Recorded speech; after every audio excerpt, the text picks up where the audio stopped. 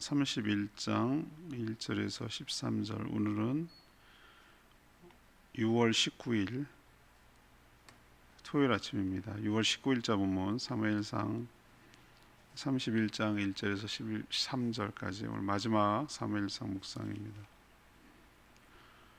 구약성경 461조, 구약성경 461쪽입니다.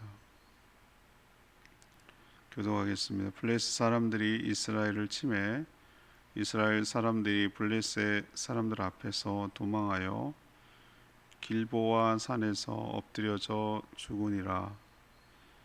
블레셋 사람들이 사울과 그의 아들들을 추격하여 사울의 아들 요나단과 아비나답과 말기수아를 죽이니라. 사울이 패전함에 활 쏘는 자가 따라잡으니 사울이 그 활 쏘는 자에게 중상을 입은지라. 그가 무기를 든 자에게 이르되 내 칼을 빼어 그것으로 나를 찌르라. 할례받지 않은 자들이 와서 나를 찌르고 모욕할까 두려워하노라. 하나 무기를 든 자가 심히 두려워하여 감히 행하지 아니하는지라. 이에 사울이 자기의 칼을 뽑아서 그 위에 엎드려지매 무기를 든 자가 사울이 죽음을 보고 자기도 자기 칼 위에 엎드려져 그와 함께 죽으니라. 사울과 그의 세 아들과 무기를 든 자와 그의 모든 사람이 다 그날에 함께 죽었더라. 골짜기 저쪽에 있는 이스라엘 사람과 요단 건너쪽에 있는 자들이 이스라엘 사람들이 도망한 것과 사울과 그의 아들들이 죽었음을 보고 성읍들을 버리고 도망하며 블레셋 사람들이 이르러 거기에서 사니라. 그 이튿날 블레셋 사람들이 죽은 자를 기리어 왔다가 사울과 그의 세 아들이 길보아 산에서 죽은 것을 보고 사울의 머리를 베고 그의 갑옷을 벗기고 자기들의 신당과 백성에게 알리기 위하여 그것을 블레셋 사람들의 땅 사방에 보냈고 그의 갑옷은 아스타롯의 집에 두고 그의 시체는 벳산 성벽에 못 박음에 길르앗 야베스 주민들이 블레셋 사람들이 사울에게 행한 일을 듣고 모든 장사들이 일어나 밤새도록 달려가서 사울의 시체와 그의 아들들의 시체를 벳산 성벽에서 내려가지고 야베스에 돌아가서 거기서 불사르고 그의 뼈를 가져다가 야베스 예셀나무 아래에 장사하고 7일 동안 금식하였더라. 아멘. 오늘로써 사무엘상이 이제 마무리되고요. 다음 주 월요일부터는 또 신약으로 넘어가서 골로새서를 2주간 묵상하게 되겠습니다. 오늘 내용은 블레셋과 이스라엘이 이제 전쟁이 시작됐죠. 블레셋은 이스라엘 밀어붙여서 길보아산에서 이스라엘 군사들을 많이 죽였습니다. 이때 사울의 세 아들도 추격을 당해서 죽었고 사울도 적이 쏜 화살에 맞아서 중상을 입었습니다. 적에게 블레셋 군사들에게 생포되어 모욕을 당한 뒤 죽을까봐 무기를 든 부하에게 자기를 죽여달라고 했지만 두려워서 하지 못하자 칼을 세우고 엎드려서 자결을 했습니다. 블레셋은 전리품을 챙기려고 왔다가 사울과 그의 아들들이 죽은 것을 보고 사울의 머리를 베고 갑옷을 벗겨서 블레셋 사방에 돌려 확실한 승리를 했음을 과시했습니다. 농락당하는 사울의 시신을 야베스 주민은 밤에 뚫고 들어가서 시신을 찾아서 장사 지내주었다. 이것이 이제 오늘 이야기입니다. 오늘 질문은 사울의 이 최후를 보면서 깨닫는 것은 무엇인가? 이것이 오늘의 질문입니다. 먼저 1절에서 6절까지 말씀입니다. 하나님이 떠난 인생은 비참하게 끝난다라는 것을 우리에게 보여주고 있습니다. 드디어 블레셋과 이스라엘과의 전투가 시작됐죠. 예상대로 이스라엘이 완전히 밀렸습니다. 블레셋은 이스라엘 군사들을 밀어붙여 길보아 산에서 엄청 많이 죽였습니다. 사울의 아들들을 끝까지 추격해서 3명 모두 죽였습니다. 이때 다윗의 친구이자 왕자였던 요나단도 죽었고 세 아들 왕자들이 함께 죽었습니다. 사울 역시 아들의 죽음을 지켜봐야 했으며 그 역시 적이 쏜 화살에 맞아 큰 중상을 입었습니다. 적에게 생포되어 온갖 모욕을 당하고 죽기가 두려워서 무기를 든 부하에게 자신을 죽여서 치욕을 면하게 해달라라고 명령을 했지만 그것마저 거절당해 스스로 자기 칼을 뽑아서 그 위에 엎드려 자게라고 말했습니다. 이것으로써 하나님이 하셨던 모든 말씀들은 다 이루어졌습니다. 아들과 동시에 죽을 것, 그리고 이번 블레셋과의 전투에서 질 것이라는 말씀이 하나님의 심판이 이렇게 한 것이고 다윗이 참기를 잘한 것이죠. 하나님께서 세운 자는 하나님이 처리한다라는 원칙 때문에 다윗이 주저하고 그렇게 하지 않았는데 하나님께서 때가 되니까 이렇게 정리를 하는 것이죠. 다윗은 자기 손으로 죽이지 않았고 만일 사울이 죄를 지었다면 하나님께서 심판하실 것이라고 말해서 결정적인 2번의 기회에도 사울을 죽이지 않았죠. 사울은 전반전은 참 좋았으나 후반전은 이런 식으로 서서히 몰락하고 이런 비참한 상황을 받게 되죠. 심판을 받아 이렇게 죽게 되죠. 처음, 중간, 끝 다 좋으면 정말 좋겠죠. 그러나 처음과 중간이 좀 연약하고 부실하고 그래도 마지막을 잘 마무리하면 그 인생을 사람들은 좋게 기억을 할 겁니다. 제일 안 좋은 것은 처음에는 용두사미처럼 처음에는 정말 뭔가 있을 것 같고 기대감도 크고 잘했고 뭐 이러다가 후반에 가서 인생 후반에 가서 이런 식으로 하나님이 떠나서 하나님의 심판을 받아 이렇게 비참하게 끝을 맺는다면 많은 사람들은 그의 인생을 두고 좋지 않게 기억을 할 것이에요. 우리도 기억을 해야 됩니다. 하나님이 떠난 인생은 그 자체가 비참하지만 끝도 비참하게 끝난다라는 것을 우리가 명심하고 깨달아야 될 줄로 믿습니다. 두 번째 교훈은요, 7절에서 10절까지 말씀입니다. 하나님이 떠난 인생은 능욕을 받는다. 하나님이 떠난 인생은 능욕을 받는다라는 것을 보여줘요. 사울은 화살에 맞아 중상을 입자 적에게 생포되어 온갖 조롱과 능욕을 받는 것보다 싸우다가 장렬히 죽은 것처럼 그렇게 포장하고 싶었죠. 자결을 했는지 부하가 죽였는지 그걸 어떻게 알겠어요. 적에게 죽었는지. 잘 싸우다 죽었나 보다. 멋지게 왕답게 싸웠나 보다. 이렇게 포장하고 싶었어요. 죽을 때까지도 사람들을 의식하고 살았죠. 그렇지만 그게 두려워서 부하에게 죽여달라고 했지만 주저이자 칼을 뽑아서 그 위에 엎드려서 자기를 했습니다.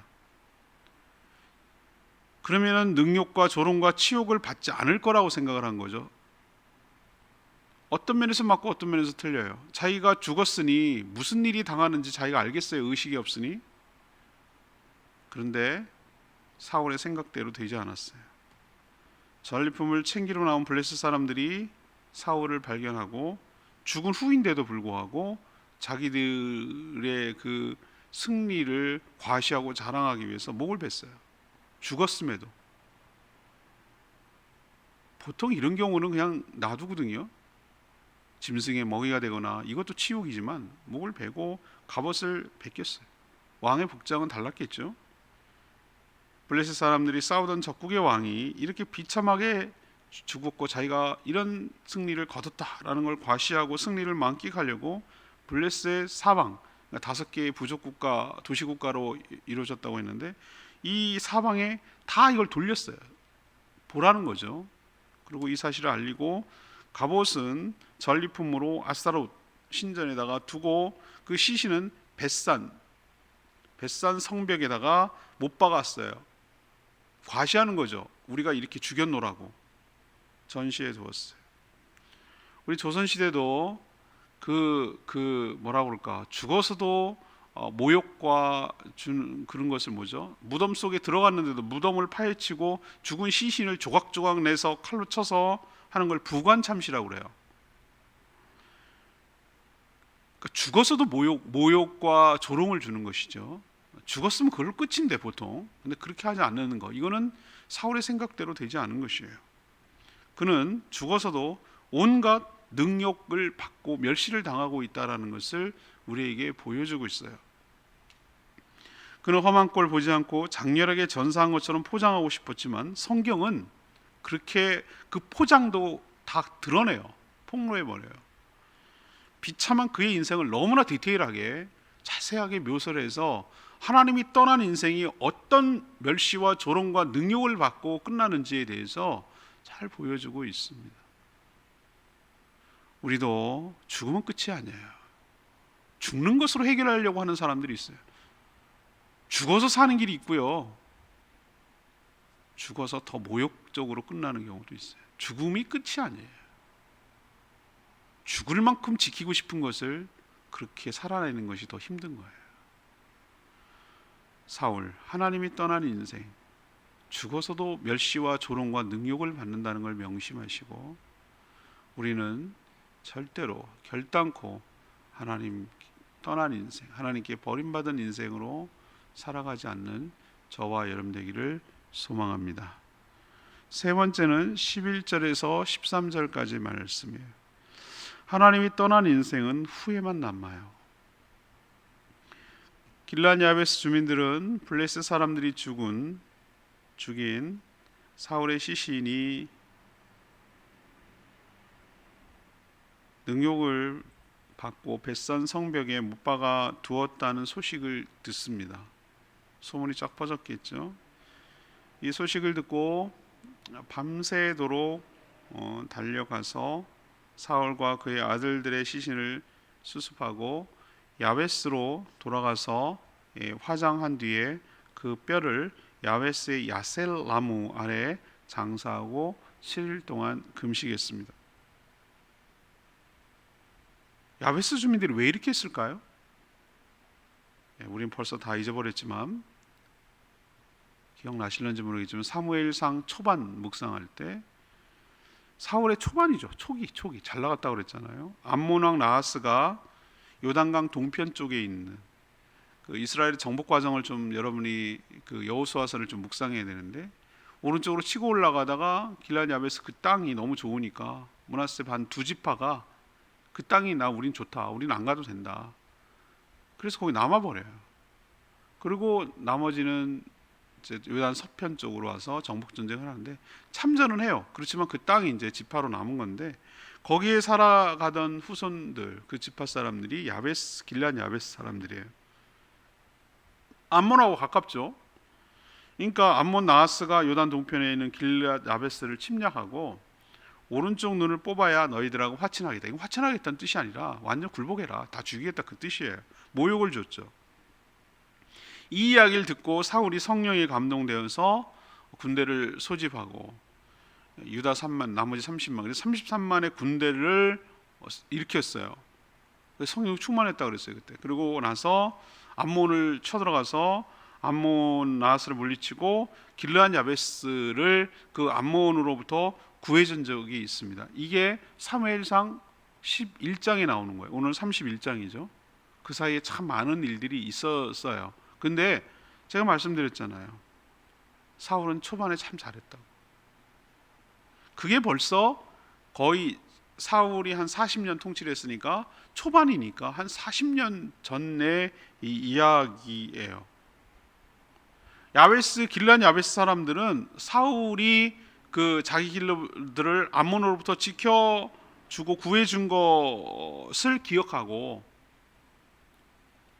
이런 죽어서 치욕을 당하는 것을 잘 장사 지내준 것이죠. 화장을 왜 했을까요?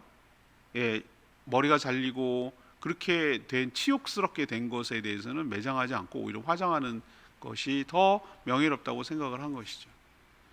아무튼 같은 지파 베냐민 지파도 다 죽었었는지 엄두가 안 났는지 이런 짓을 못했는데 안 했는데 구해주지 않았는데 오히려 길르앗 야베스 사람들이 전에 받은 은혜를 생각하고 그렇게 사울의 그 시신을 수습해 준 것이에요.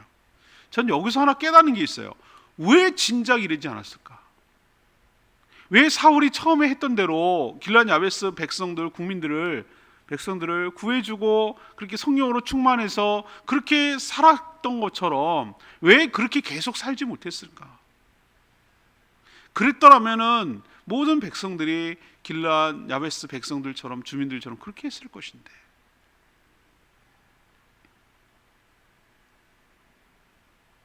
제일 비참한 인생. 왜 우리 눈을 못 감고 죽는다 그러잖아요. 눈 못 감고.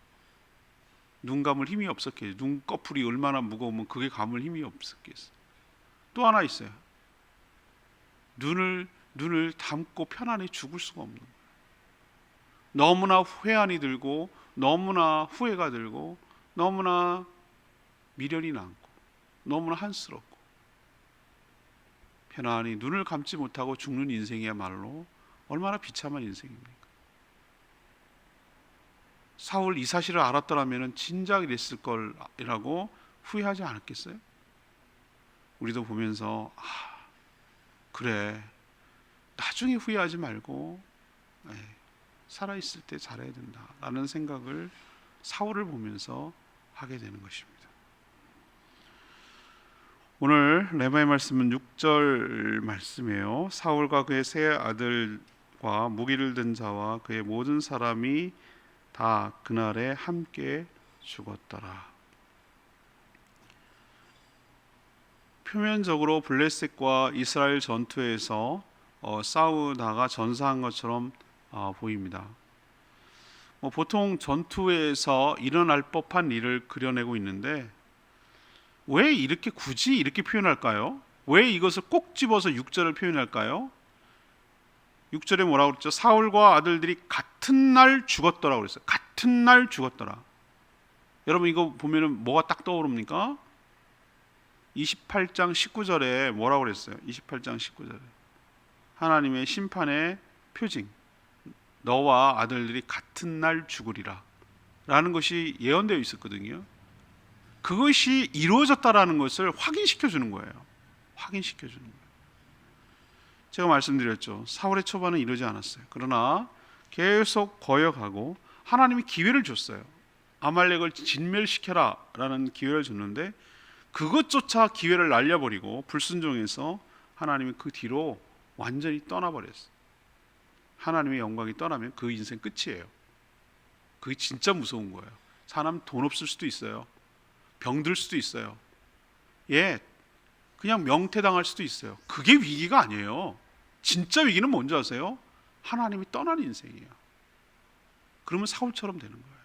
제일 비참해요.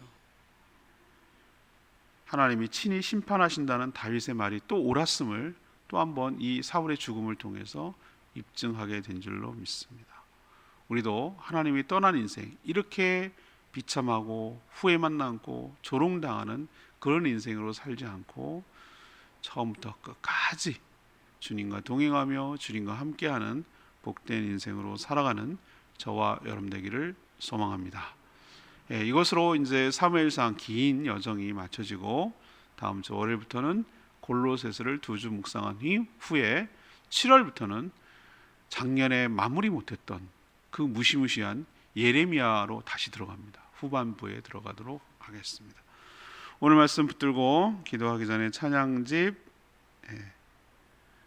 583장 찬양집 583장 우물가의 여인처럼 난구했네.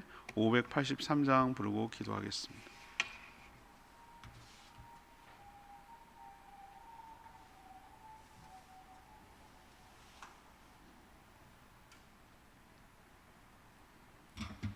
(583장) 우물가의 여인처럼 찬양합니다.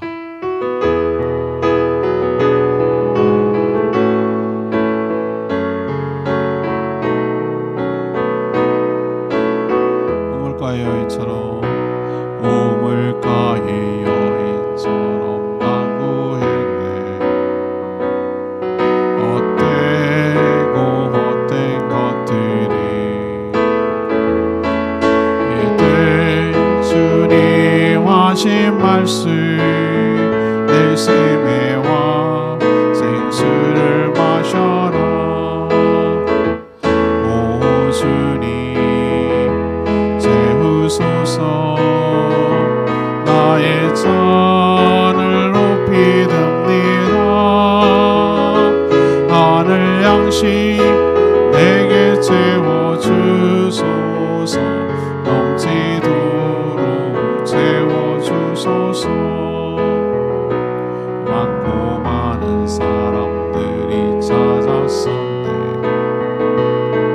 헛되고 헛된 것들이 주 안에 간 주인 보에 세상 것과 난 비길 수 없네. 오 주님 채우소서. 나의 잔을 높이 듭니다. 하늘 양식 내게 채워주소서. 넘치도록 채워주소서. 내 친구여 거기서 돌아오라. 내 주의 넓은 품으로. 우리 주님 너를 반겨 그 넓은 품에 안아주시리. 오 주님 채우소서. 나의 잔을 높이 듭니다. 하늘 양식 내게 채워주소서. 넘치도록 채워주소서. 그렇습니다. 헛되고 헛된 것들을 이제는 버리고 주님 앞으로 나가 생수를 받아 채우는 그 영혼의 갈증을 채우는 저와 여러분 되기를 원합니다. 사울의 마지막을 보면서 하나님이 떠난 인생, 헛된 것으로 채우려는 인생의 끝이 무엇인지를 너무나 명확하게 봤습니다. 이렇게 생생하게 다 묘사하는 것은 너희들은 이렇게 살지 말라.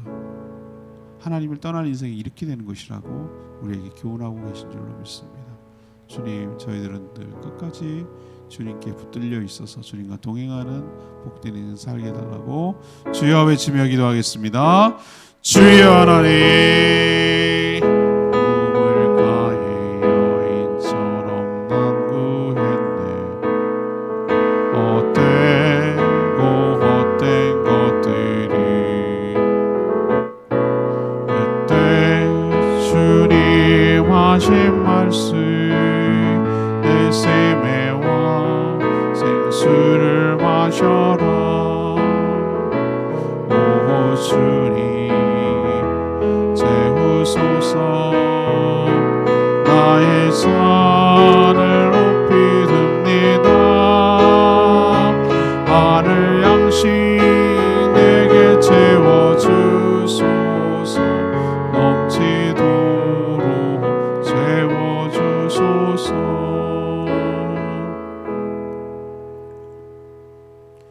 하나님, 사울의 비참한 최후를 보면서 하나님을 떠난 인생이 어떻게 끝이 나는지 확실하게 보았습니다.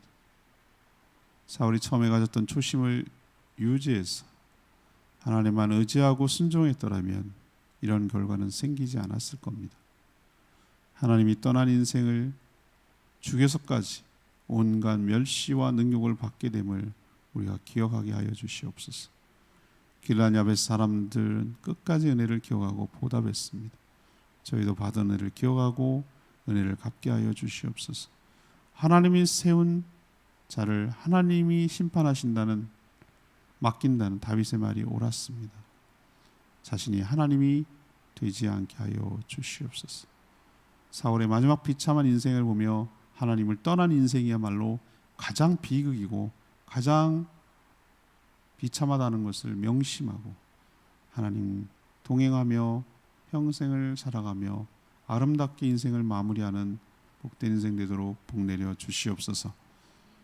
내일 거룩한 주일 예배드린 모든 사랑하는 성도들의 삶을 축복하시고 하나님 임재와 은혜와 영광을 경험하게 하여 주시옵소서. 주일을 준비하며 애쓰는 모든 성도들의 손길을 축복하시고 하나님께서 만복으로 갚아주시며 하늘의 복이 넘치게 하여 주시옵소서. 간구하는 모든 기도 주님께서 들응답하여 주시기를 원하옵고 예수 그리스도의 이름으로 축복하며 기도합니다. 아멘. 오늘 하루도 주님의 은혜 가운데 살아가는 복된 하루 되기를 축복합니다. 충분히 기도하고 주일 준비합니다.